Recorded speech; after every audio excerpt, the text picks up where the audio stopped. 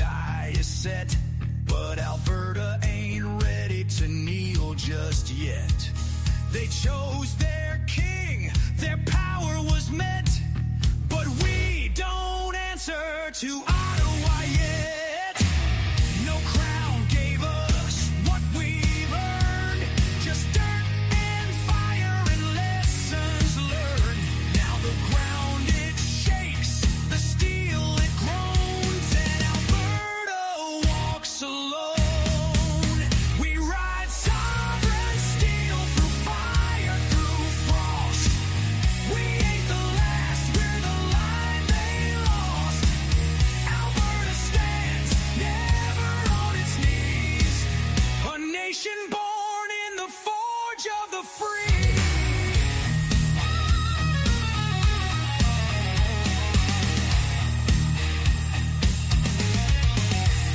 From the rigs to the rails, the crops to the code, we lit their streets, we bore their load. They laughed at pride, they mocked the West, but freedom don't die, it just waits for the test. The cowboys ride, the farmers rise, 5 million strong under open skies. No leash, no lie, no foreign throne. This land is steel and it stands alone. We ride sovereign steel through fire, through frost. We ain't the last, we're the line they lost. Alberta stands, never on its knees. A nation born in the forge of the free.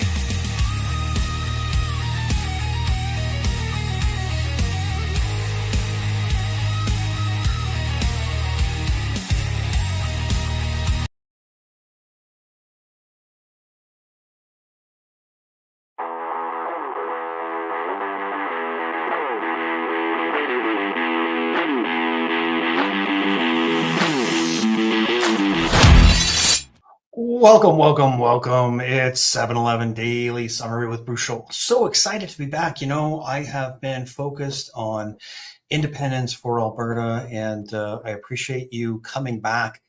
Obviously, independence for Alberta is the main focus for me right now, and we have got to take this forward. You know that we are on the mission to have our self-governing ability here in Alberta, and it is my primary focus. But obviously, I miss being here and being able to speak to you and talking about freedom. Really, this is where I love to be. So, thank you very much for being here tonight. It's so exciting to be back, and I have a fantastic guest. And he reached out to me. Obviously, there's a lot of tension. There's a lot of intense action in and around United States and Iran and all of the other parts and pieces that go with that.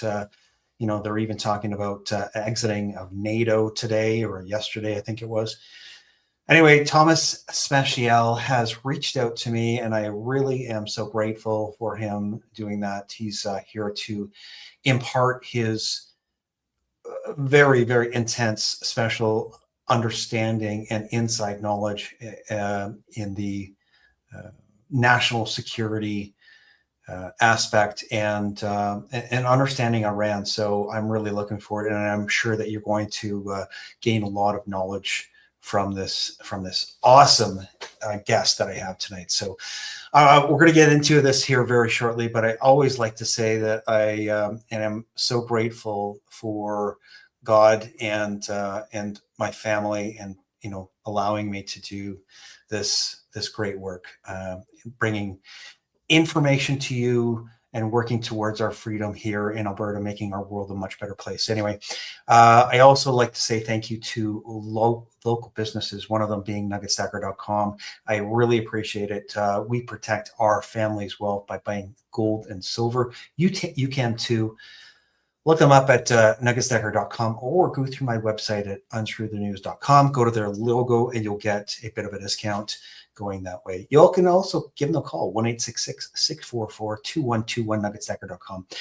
All right, we're going to get into unscrewing some news. As I said, I'm excited to have Mr. Speciale here, and he's going to impart some fantastic information. Give us a little bit of insight of what is going on with Joe Kent and his timely or untimely departure from the Trump White House. I want to get his take on that. I don't know how it's going to go because I really don't know enough about the Joe Kent situation. I'm completely cold on the situation, and I'm hoping to get an earful from Thomas. So I want to get into it here right away, but I'm coming to you from the heart of the battle-ready nation of Alberta. We bring you truth and optimism. Our goal is to break free from the media and the globalist mind control. It is March 18, 2026. This is episode number 270, 270. Thomas Speciale II. Iran posed no imminent threat is what I've decided to call this. And we're going to get into it here right away. So thank you so much for joining me, Thomas. It's a pleasure to have you, sir.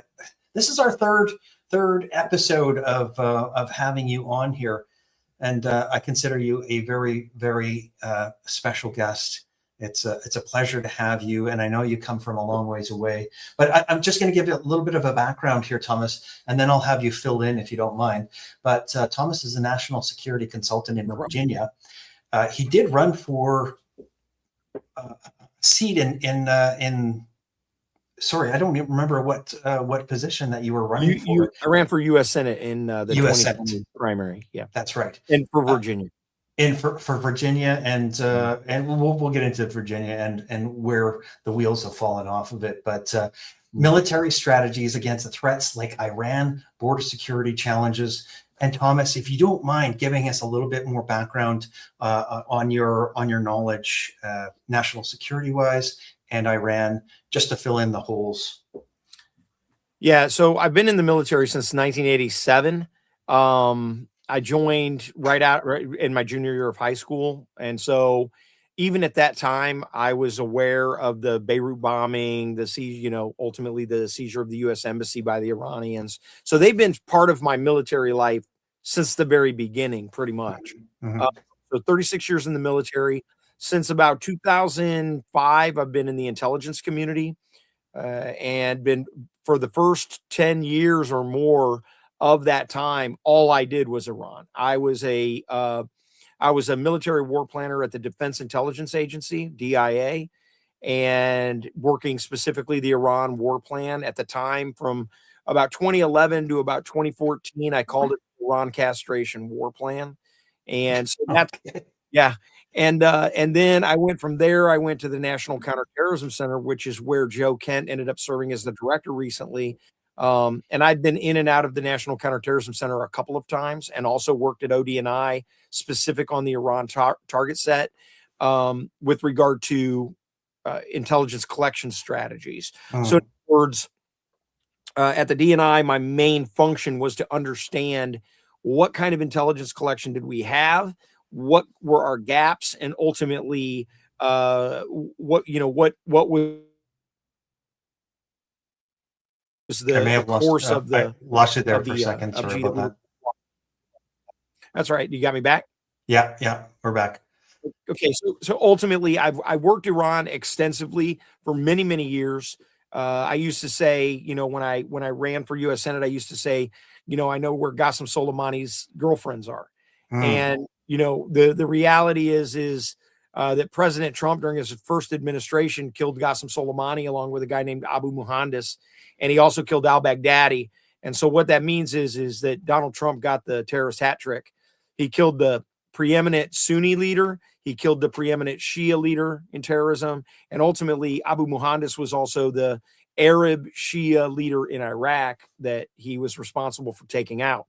So it's kind of humorous to me when people say that, the U.S. is taking care of Iran right now and the Iran regime because Israel asked us to do it.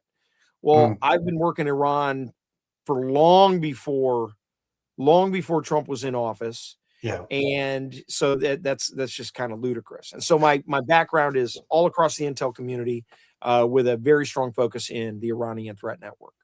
Okay, so just to fill in a few of the gaps so that we understand what your role is, obviously, because I want to have you get into Iran and Joe Kent and how that all plays out. What does a day look like without getting yourself into trouble? What does a day look like for you as far as intelligence gathering for Iran? And was there always a plan? Because you made it sound like the castration plan that the United States always had a plan to take out Iran. And is that correct as well? That is correct. That Iran has been saying death to America, death to Israel for 47 years. Like, that's why it's not. It's asking for people to think that's the only reason we're using American blood and treasure to kill the Iranian regime is because Israel said so. Right. That's asinine and overly simplistic. Iran is directly responsible for thousands of deaths of Americans. They blew up the embassy, or the barracks in Beirut. They seized the U.S. embassy in Iran, which, in my opinion, the Beirut bombing is the start of the modern terror campaign. And it was originated by Iran, and it became a global resistance movement, or a global revolutionary terror movement. And it's all been centered and promoted and, resourced by Iran for over 47 years. And so we're doing this because of Israel. No, right. we've wanted to deal with the Iranian regime since before the Iranian regime was the Iranian regime. There's so many questions that I have for you. And I know that you're going to fill all of these in, but so if it's always been a target, why hasn't it been done? A lot of people say because nobody had the balls to do it before. Do you have a good answer for that, or because it sounds like there was always a plan? So then, why were they not executing? Did you know why they're not executing? Yeah, the bottom line, the main reason is that America, we do not like to be the aggressor. It is not in our nature to be the aggressor. We have to be pushed all the way to the very nth degree before we're going to become kinetic on a threat, especially a nation state. But we've reached that point. We reached that point with the Venezuelans with regard to Maduro, and we reached that point ultimately with the Iranians. The Speaker of the House, Johnson, said that there was exquisite intelligence that was provided to the U.S., or that the U.S. had, that said that there was an imminent attack of some kind that the Iranians were planning. And when they say things like exquisite intelligence, usually what that means actually is that they had very good, high fidelity intelligence that there was an attack of some kind coming. Now, whether or not that attack was going to be against us, or was going to be against Israel, or whether it was going to be, against the green zone in Iraq, we don't know that at this point, right? We don't know what the exquisite intelligence was. But what I'm getting at there is that I believe that, Trump went in June of last year, and he's been tolerant of the Iranian regime. He went in June of last year because they were continuing to enrich uranium, and that had to be dealt with. So he destroyed the enrichment capability. But Iran still has 400 kilograms of enriched uranium that they've admitted to having. Right. And that all came out in these nuclear negotiations. And my understanding is that the Iranian negotiators came in and basically flipped them the bird and said, we're not negotiating on certain things. And that was a red line for Trump and his decision calculus. And then you get some discrete intelligence that says, hey, they're planning something. And then on top of that, you get, the blood of, thousands of American citizens on their hands, or of American soldiers on their hands. And, I went, and just to give people, some fidelity on this, I went and looked, and I already knew this, but I went and pulled it down just so that I could figure it out. I did just a search on how many Shia terrorists there are in the world. And there's about 500,000 throughout the Middle East. In every Middle Eastern country, all of them are promoted and supported and resourced in logistics by Iran. About 500,000, 250 to 500,000 Shia extremists in the Middle East. Mhm. That's outside of Iran. That's Iraq, Syria, Yemen, Right. etc. Then within Iran, the IRGC is, hundreds of thousands of terrorists there too, right? So what we're dealing with is essentially a death cult. They worship death. You get 72 versions or whatever when you die. Sure. And so who wouldn't want to die for 72? I mean, that's the whole joke, is like, who wouldn't, when you can't find anybody to marry in Iran? Why wouldn't you want to go and get 72 virgins? Right. I mean, it's a scam. It's a religious scam is what it is. Yeah. But they're a death cult. They worship death. They actually, the only way to guarantee their entrance to heaven is by dying for Allah. That's it. Right. And so we're in a situation where Iran has been allowed, this festering wound of Iran has been allowed to fester for 47 years. And ultimately it reached a point where we got somebody in office who said, I'm done with these guys. I've tried everything. I mean, Biden appeased them. Obama paid them billions of dollars. And they just continued to kill Americans. Then you had the October attacks with Hamas. That's all resource funded, trained by Iran. They took 50 American citizens hostage. They butchered and murdered and raped 1,300 Israelis. These are essentially mass murderers, is really what they are. And Trump basically said, I'm done with these guys. What's my range of options? And I believe he picked the option that was to remove this bloodthirsty radical death cult from the world. Okay. So, I can hear my viewers asking questions in the background. They're not really, but I'm guessing that they are, and I'm trying to, imagine what they would be asking right now. There's a lot of uncertainty in regard to what governments do, and the United States is not immune to that. Correct. So, but you have a special lens, and that's why I'm glad that you're here. Is that okay? So, and I'm not trying to say that these are bad people. We should be bombing them anyway, but so that people understand, if you spent so much time researching Iran, what goes on to the normal person in Iran? Because you said it's 47 years. They overthrew I think it's the mullahs that overthrew, and now we're in control of Iran from that point. And they were terrible people. We understand that. I mean, first of all, the girls couldn't go to school, from what I understood. Can you elaborate some on that? Because obviously Iran used to be a very a democratic society. It was, a lot freer. Not exactly. You got to go back to the 50s. They had a Shah, which is basically a king. Mm-hmm. They had a Shah, and a guy named Mossadegh got elected by the Iranian people. They were a Western, post World War II. They were a Western modernizing, high culture country.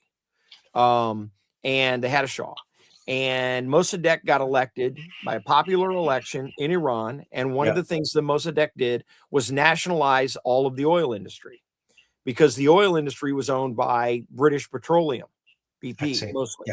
Yeah. And once he naturalized the oil, the UK with the United States cooed Mossadegh, and they basically put the Shah back in. So And the U.S. is, for the most part, admitted to this, and probably now in retrospect realizing this was a terrible mistake. Yes. But ultimately, the Shah ended up then becoming pretty brutal to, the people that were supporters of Mossadegh. They had the Savak, they had, secret police. It was not a good situation with the Shah. Right. And in addition to that, the Shah, of course, returned to the BP oil property, and also was buying, billions of dollars, hundreds of billions of dollars worth of Western military technology, because they wanted to basically be able to fight Iraq. I'm sorry. And another interesting part of this is that the Israelis were in with the Shah, helping him build his intelligence apparatus in Iran at the time with the Shah and the U.S. So the U.S., the Israelis, everybody was in there helping the Shah.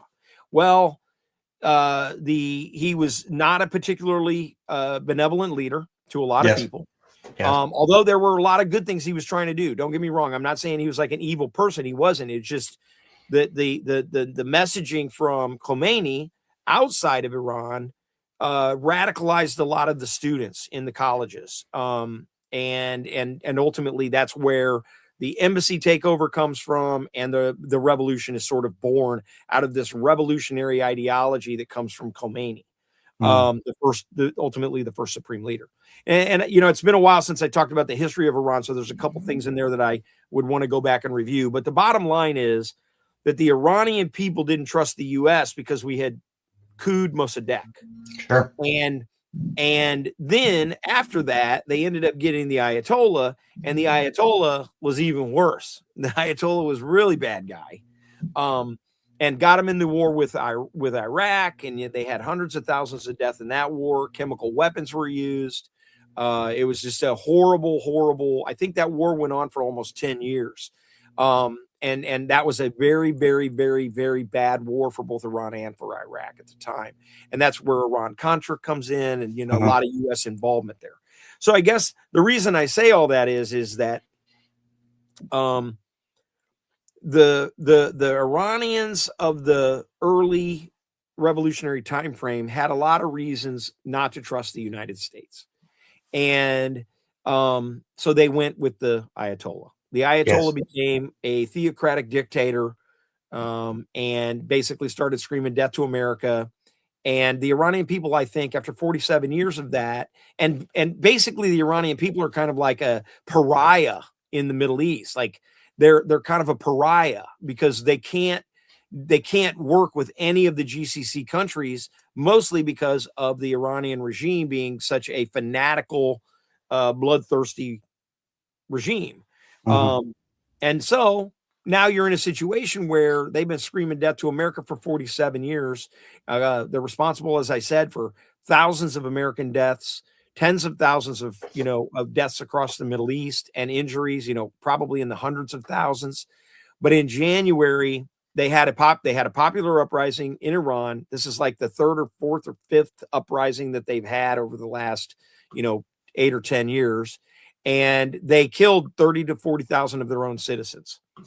And that's terrible. Just in January alone, 30 to 40,000. Now imagine if that happened in a Western country. You know, imagine if that happened in, you know, some European country, or, you know, in Canada or something, where you had tens of thousands of casualties that are citizens being murdered by the government, right? That wouldn't stand in any other country. Right. And ultimately, no one was capable of doing anything about it except for Israel and the United States. And ultimately, together, you know, I think that the end result of this is going to be the castration of the Iranian regime. And my hope is that a leader will rise up within Iran that will form some form of a new government. It doesn't have to be any particular government, other than it can't be a government that's out there screaming death to America, death to Israel, and let's build as many drones as possible so we can kill as many of our neighbors as possible. And so that's sort of like, I guess, my grand strategy, approach to the situation. Okay. I appreciate the background. I appreciate the history lesson, because for most of us, we haven't spent that time to understand. And there's a lot of questions, obviously. I think that we have to be more, as we've talked about before, I think we have to ask more questions about our government and about our elections and about everything that happens today. And we have to be curious about these things, as opposed to just, taking it at face value. So I do appreciate, a bit more understanding about that. Do you like? Yeah, let me help you understand. Let me help you understand, really, I think, another big global impact of this that I think may be lost to a degree. Trump went into Venezuela and he took care of Maduro, who was basically a drug lord, but he was also in control of Venezuelan oil, a very corrupt government in Venezuela. China gets a lot of oil from Venezuela. Then he goes to Iran, and in Iran, he takes care of, we take care of with the Israelis, we take care of the Iranian regime that controls about 20% of the global supply of oil. And Iran has been threatening the Persian Gulf, the Straits of Hormuz for 47 years, that they could shut off the spigot if everybody doesn't just do what Iran says, or basically lets Iran do whatever they want. Okay. So by Trump doing what he's done in Venezuela and Iran, to a great extent, he's basically put a chokehold on the oil supply for China. Right. So this is a big geopolitical move, in addition to the fact that imagine yourself as a member of Lebanese Hezbollah terrorizing the people of Lebanon, and now the Iranian regime is gone. Or if you're a Houthi terrorizing the Yemeni people, or if you're a Hamas guy terrorizing the Israelis or terrorizing the Palestinians. There's no big brother now to lean on. There's no missiles going to be coming to defend you from Iran. And so now we can deal with these other terrorist groups that are all around the world, especially in the Middle East. So this is a huge, I believe this will go down in history as one of the most important geopolitical military moves that's ever been carried out. It'll have a global effect in freeing up the economies, as well as giving the people of the Middle East the first time to have peace in 47 years. And I just wanted to hit on that economic piece, because I think that that is also a big factor in why the Trump administration is doing this. I think it's huge. I think it's a huge factor. And from what you're saying, it sounds like the keystone really in regard to, building this foundation, maybe, straightening out the world in general. We all know that overall, and you're kind of touching on it, but this is much bigger than just the U.S. and Iran. It is definitely. I think you're right. I think that Venezuela, and I think Cuba is next, right?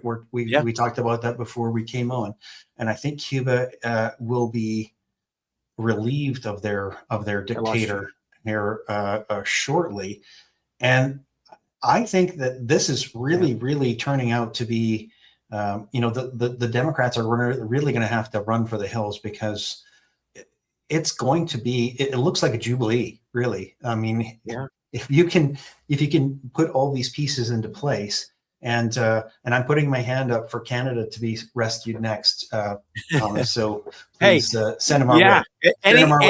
Anything's possible in this new era. I mean, anything is possible. All right. So one of the things that we want to address is Joe Kent, and I've pulled up his X profile here, so we can just take a quick look at it. So Joe Kent has stepped down, and it's I think I mentioned it in my tweet this today, but he essentially dropped a grenade in the White House when he put in his resignation. And I think that he was hoping that it was going to have, obviously, a big blast and take out a fair bit of wind in the sails of the White House. Do you want to just talk about his resignation and what that looks like as far as the Trump White House? Yeah, it's very unfortunate. I think if you I pulled down the memo, and in his memo, Joe claims that he's doing this because he disagrees with the war against Iran, which isn't even a war, because the Iranians are barely able to even shoot back. Sorry, hang on one second. Yeah. You're giving me new information here. Yeah. Because obviously, I try not to listen to propaganda. I try to, get, from a bunch of different other sources. But you're saying that the Iranians can barely hit back? We've done the last count I saw was about 7,500 strikes. And that's what the U.S. have done that to the Iran. U.S. and Israel have done. I see. Their power projection capability, the real threat to the region is their drones, the drone production, coastal defense cruise missiles, their ballistic missile capability, and their Navy. And then you add to that the asymmetric capability, the Iranian Revolutionary Guard Corps. That's the zealots that basically supposedly protect the regime. Right. The Iran castration war plan, as I said, going back to like 2011 to 2014, was all about essentially dismantling that power projection capability and leaving Iran with only a defensive military so that they basically would feel safe among their neighbors, but they wouldn't be able to threaten them. They wouldn't be able to threaten their neighbors. They wouldn't be able to threaten the Straits of Hormuz. And so in Joe's letter, he says, you ran, he's talking to President Trump, and he's very casual about it, which I think is, first of all, one of the biggest mistakes he made. Is that, during his first administration, you said you're going to end these never-ending wars, and that in this administration, high-ranking Israeli officials and influential members of the American media have deployed a misinformation campaign that wholly undermines your America First platform. So he's basically saying that the Israelis are that the Israelis are controlling Trump, and that Trump is basically an idiot, and he doesn't know that he's being run by the Israelis. That is just astronomically asinine. Trump has never listened to anyone other than himself and his own judgment. Why would all of a sudden some Israelis show up and he just forgets to be Trump, and he's just going to be like, oh yeah, you want me to bomb him? I'll go and do it. That's ridiculous. These plans have been on the books for decades to castrate the Iranian regime. And there's other plans as well. I'm sure that there were ground invasion plans and things like that, but that isn't when I was in, that we felt was like the best course of action, which is probably one of the biggest reasons why it never was carried out. Because there was all this talk about you can't change the regime without boots on the ground. Well, ask the Japanese if that's true or not. Right. Because that is not true. You can force a country to capitulate and to surrender just by overwhelming force, and that's what's happening right now. And the numbers are probably 95 to 98% of all of Iran's power projection capability, their ballistic missiles, their drone factories, their drone capability, the launchers for their ballistic missiles, their underground facilities, their entire Air Force. I always forget about the Air Force because I'm an Army guy. And their entire Navy, 120 ships. I mean, I don't think in world history that I can think in modern world history where an enemy has suffered 120 naval losses and barely even got off a shot.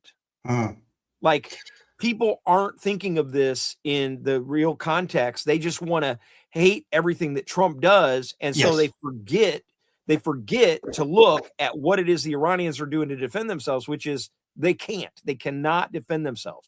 We shut their entire air defense down and destroyed all of their air defense before they even got a shot off, practically. Okay, that's never happened in world history. I got to push back on what I have heard, and obviously you got to address that. So what I have heard is that the Iranians have a much cheaper and efficient missile strike capability, where the Americans are multi-millions of dollars per missile, and the Iranians, and I don't know the number, but let's say it's $200,000 versus $20 million. What do you have to say? The argument is that the Patriot missile costs like $1.5 million, and we're shooting down a $30,000 drone. Right. Okay. Except for the fact that what you're missing is what you're not hearing is the fact that we reversed engineered their own drones, and we're flying their $30,000 drone back at them. Okay. And we have the production. And the funny thing was, I just saw this, and of course I knew this, but now it's kind of open source. A lot of the components in the Iranian drone are U.S. components that they have gotten through our supply chain by ordering them under different circumstances and then putting them in their drones. So it was real easy for us to reverse engineer their drone because the guts of their drone is all American technology that they've stolen. I see. Okay. Yeah. So, and then on top of that, you've got to add the Israeli Iron Dome, the Israeli the U.S. Leonidas program, the Leonidas, which is lasers that's shooting down drones. So, I see there's a guy I watch on Twitter and he has a t-shirt that says, never bring a gun to a laser fight. Okay. I'm sorry. It's true. Yeah. We are literally able to shoot their drones down with lasers. With a laser beam. Nice. With a laser beam. Like, Yeah. this is like science fiction, and so look, every once in a while, a drone is going to get through the defense system, and and unfortunately some people are going to die. But bear in mind, almost all of the targets that Iran shot at are civilian targets. Mm-hmm. Which is, I actually, it's funny because I just remembered something. I used to role play as the enemy. I used to role play in the exercises as the leader of the enemy of the Iranian intelligence service. And my advice to our supreme leader, the person playing the supreme leader for Iran for the exercise, was always, don't shoot back. That was my advice. Okay. Don't shoot back, because if you do, all it does is give the U.S. more of an excuse to shoot at us. Mm-hmm. So it's better to play the victim than it is to try and act like a tough guy. Right. And clearly their intelligence officers aren't as good as ours because they're shooting back. because some Nimrod said, let's shoot at everybody. And that somehow that was going to bring peace to the fight. And instead, all it did, literally the Iranians are like apologizing to their neighbors and going, oh, we're really sorry. We accidentally shot at you. Like, come on, who does this? This is like the Keystone Cops. Like, this doesn't happen. You know what I mean? You don't apologize after blowing up a hotel, for sure. Okay, let's go back to Kent. Joe Kent. So what he obviously was hoping that he was going to have this obviously cascading effect that was going to dismantle the Trump regime. And so obviously we need to hear from you, because obviously we've heard other stories, that this was a 20-year veteran. Let me just pull up what I had here. Yep. Let me see. Served 20 years, U.S. military, member of the elite 75th Ranger Regiment. Because, so what do you have to say about Joe Kent and his motivation behind this? Okay, so the very first thing I want to say is Joe Kent is a patriot. He loves the country. There's no doubt in my mind he loves the country. He has proven that. 11 combat deployments, multiple Bronze Stars. Right. He went into the administration, I believe, under the right pretense. I think that he went into I said regime. He went into the administration. We don't have regimes here. We have administrations. Right. Yes. He went into the administration, I think, under the correct pretenses. I think he really wanted to make things better. I think that there's a lot of headwinds on Trump making a lot of the changes that need to happen, and he may be frustrated. But at the same time, all of those military credentials. Oh, and by the way, his wife was killed by ISIS in Syria. And so he's a Gold Star father or Gold Star husband as well, which is like, there aren't very many people. In fact, I don't know anybody who I think has a more auspicious career as a pipe hitter in the United States other than maybe Joe Kent. I can't think of anybody. But here's the problem. When you swear an oath to the Constitution that you're going to support and defend it, and you're going to follow the orders of the president, you can't then quit in the middle of the fight. So I am concerned because Joe says we got in this fight because of Israel, which he knows is not true. He says that there was no imminent threat. Well, they've been threatening us for 47 years, so he knows that's not true.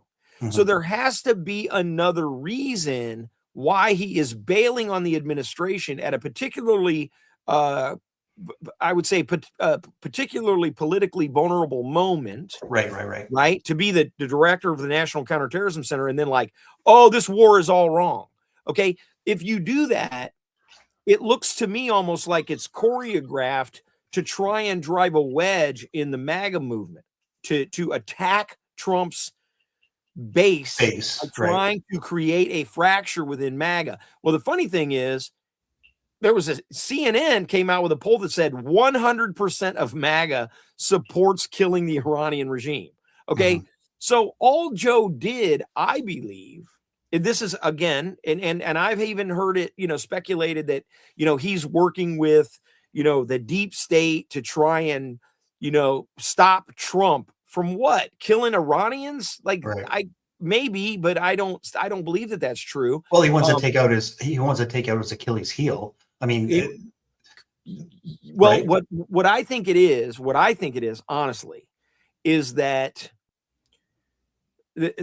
my assessment is that Joe wants to be a politician, and he ran for office twice. He was defeated twice. Right now, he's got a lot of Trump stink on him, right? Because he went into the administration. So the way you escape that is by having this big moral dilemma regarding Iran and bailing on him when he needs you the most. Right. As far as I'm concerned, and with all due respect and love for Joe and his sacrifice for our country and his loyalty, I believe, to the U.S. Constitution, etc. To me, it's like abandoning your post. I'm an ex-infantryman as well, but I'm an intelligence officer. The difference between me and Joe is that Joe is an operator. He's only been on the pointy end of the spear. Sure. Okay. He isn't deep. He hasn't spent 20 years understanding the Iranian threat network. He understands it at the surface level. He doesn't understand it all the way down to the point where, he just doesn't. And at the same time, so he doesn't have sort of the intelligence analytic background. Right. Instead, what he has is the operator background, which is whether or not it's a just fight or not a just fight. Well, the intelligence community gives the president the intelligence that they have. They make their assessment. They give the president a range of options on how to deal with a problem. The president then decides which option he's going to invoke. And then the rest of the country moves out and draws fire, particularly the Department of War in this case. The Department of War moves out, draws fire. Joe, I believe, abandoned his post. He essentially said, for political reasons, I can't support this. Well, the soldiers out in the field and the sailors out in the field and the airmen flying over Iran do not have that luxury. And he knew that. He knew that when he did it, he knew that he was going to, his actions were going to harm this president. There is no way around him knowing that. And that to me is the most frustrating part, because he knew what he was doing. Right. And to me, this whole thing about Iran, no imminent threat, Israel's behind it, all this, that's all BS. It's political. And, it's absolutely political. Now, the last thing I'll say on this is this. And again, this is unconfirmed. I'm hearing it. It's rumor, but it's unconfirmed. That Joe had been essentially giving operational type information, not maybe classified information, but at the very least, maybe operational information, plans and intentions, or, sort of the strategic thinking to Tucker Carlson. To Tucker Carlson. If he was giving that to Tucker Carlson, and Tucker Carlson then was in communication with any Iranians, that's a problem. Because he may have been inadvertently giving information to the enemy. Right. Right. And we don't know that, but NSA would, National Security Agency, the people who listen to the Iranians would know. And I'm not saying he did that. I'm saying that if he's having conversations with, say, Tucker Carlson, and he is conveying to him operational type information that, there's going to be a buildup or whatever, whether it's actually classified or not, would be considered OPSEC, that operational security violations, giving that type of information, especially to somebody in the media who might be using it and talking to Iranians. And he may not even know that Tucker's talking to Iranians, but that information may be going to Iranians. That poses a major, major problem. When I went into the administration from January to April last year, the first thing I did was shut off my website, shut off my Twitter, shut off all my social media, and I didn't have any contact outside my public affairs office with anybody in media, other than on personal related stuff with regard to my defamation lawsuit or whatever. But I wasn't talking about my job. I wasn't talking about what I did. It was all through the PAO. If Joe was doing that in a friendly way with somebody that he trusted, that he didn't think it mattered, that could have been a problem. And as somebody, Joe, like I said, he's an operator. He's not an intel guy. He may not have realized the significance of what he was saying. Well, okay. So from a guy that's looking out from the outside in, and from what you've given me as far as information and what I've seen in the news, it really does sound like he's found some other benefit to exit the Trump administration. And I'm saying that trying to be as polite as possible, but it seems like there might be some added benefit for him to exit in that fashion. And especially if he's being investigated for disclosing classified information to media, especially if he's under some form of an FBI investigation. Remember, Tucker came out just recently and said he was under investigation. Right. Well, how would he know that? How would Tucker know that? And would Joe Kent have known that and then told Tucker? So they had an interview, is what you're saying. They obviously did it ahead of time. No, they didn't. They just did it today, 6 o'clock. Oh, they did it today. I see. Yeah, they just did it today. And but you're saying that they may have been talking before the interview today, is what you're saying. Yeah, correct.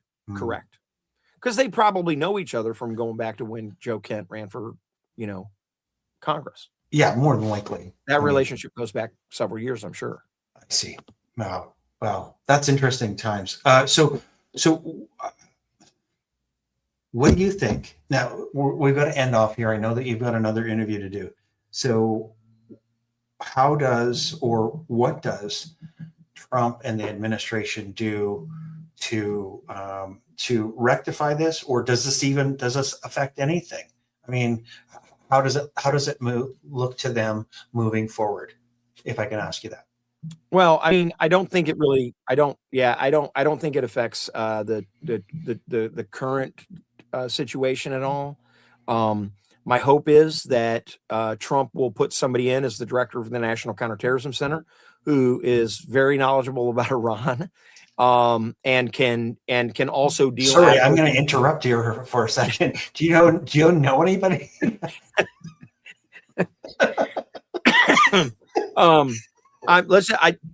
Whoever he puts in there has to really know the Iran problem set, and they also have to know the intelligence community. And Joe Kent didn't have that. He was at a big disadvantage because he doesn't come from the intelligence community.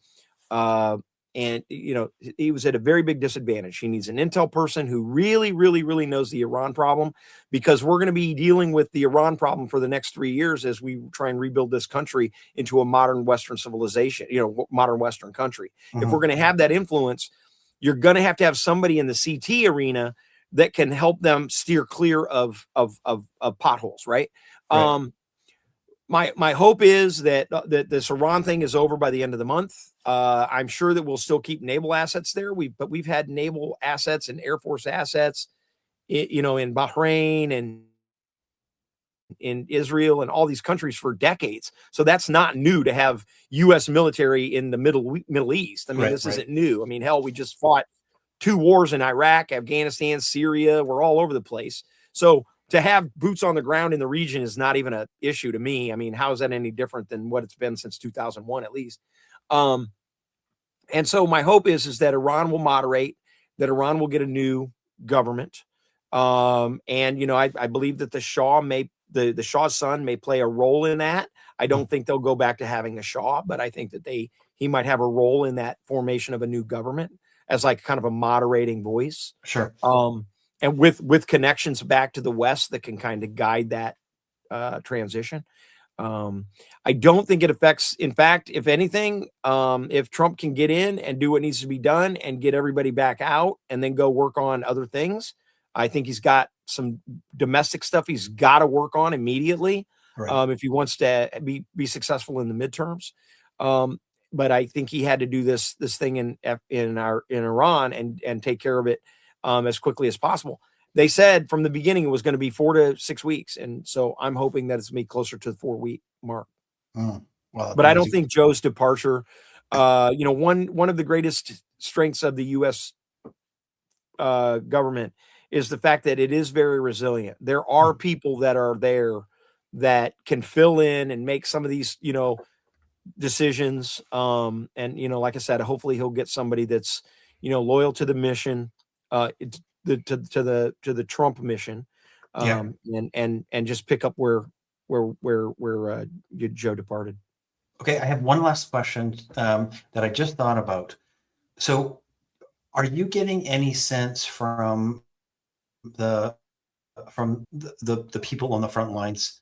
I mean, because you might have some people that you might know there, some people that are on the military side? Yeah, I just want to know, like, what are they feeling as far as their sense of mission? Like, are they on the right path as far as Iran is concerned? What are you getting? Let me just tell you that that we don't think that way. Uniformed military in the United States, we don't have an opinion. When you're active duty, you do not have an opinion. You carry out the instructions of the president and the officers appointed over you. Barring the killing of innocent civilians deliberately or some sort of clearly illegal act. That's just we don't think that way. The reason I ask you is because there was I think it was the Ford. I think there was, potentially a mutiny or something that went wrong with the toilets or something like that. That it was now stuck out in the ocean and they weren't able to. I don't know. I don't know if you heard that, but I did hear that. Anything's possible. But if anybody is found responsible for something like that, I wouldn't want to be them. No, because that's a level of treason and sabotage that's prosecutable during wartime with death. And I don't, I would hate to be a person that did that because it will be found out and, they would suffer, I think, some very sufficient consequences. But I don't think their shoulder to shoulder compatriots would look lightly on that either. I don't think that would go well. Yeah. Right. Yeah. Anyway, anything else that you want to say just before we head off? I think, let me think. The only thing I would say is that, the people need to remember that Iran has been threatening everyone globally for 47 years. And we finally get a guy in office who basically says enough is enough. It wasn't something I think anybody wanted to do. In fact, I think Trump tried everything imaginable not to have to do this. Yeah. And I don't think he made this decision lightly. I don't at all. I don't think he makes decisions lightly. But once he makes them, he believes in it and he goes all in. And I think that that's a special kind of leader. That's a very unique kind of leader. And anybody out there who thinks that Trump is just doing stuff randomly, I can assure you this plan was on the books for decades. And it doesn't have anything to do with Israel. It has to do with the fact that we needed to do something about the Iranian threat network all around the world. And I think that we're going to 10 years from now, we're going to be thanking Trump for having the courage that he had to do this. Well, I want to piggyback on what you said about a leader.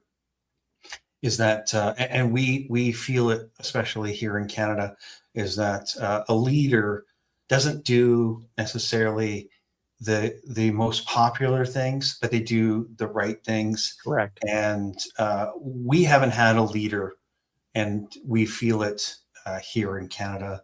It's a desolate place, and I know that there's many people that are looking at Trump. He doesn't always make the right moves, and I can totally say that with a straight face. But I do appreciate that he makes those hard decisions when they're necessary, and that is an absolute leader. I'm going to pull up your profile here on X just so everybody gets a chance to see it. Thomas, thank you so much for being here and sticking your neck out and doing the right thing. And I appreciate. Yeah, I appreciate all that. Well, I appreciate all that you do, and I know that he's going to be watching this. So, Mr. Donald Trump, thank you so much for watching this tonight, and maybe consider my friend Thomas Speciale as the new director. The new director for the National Counterterrorism Center. Yeah, like the National Counterintelligence Center. So thank you so much for being here. I appreciate you. And God bless you and your family. You too, Bruce. Sorry, I'm just going to bring this back up here so we can say goodbye. Thank you so much. I want to just say goodbye to the audience. If you don't mind sticking around, I know that you probably got to go, but we'll catch up for a minute before you have to head off. Is that okay? Absolutely. Okay. God bless you guys for being here. Thank you so much for participating in this fantastic discussion with Thomas Speciale. I appreciate you. Make sure to get this out to more eyeballs. We've got to wake up the world to the amazing opportunity of freedom and what's going on around the world. This is Bruce Scholl, and let's stay sane together, you guys. Keep your head on a swivel. This is Bruce, and I'm out of here. Thank you so much for watching Unscrew the News. I appreciate your participation in freedom in Canada. Share this information and help others to wake up. God bless.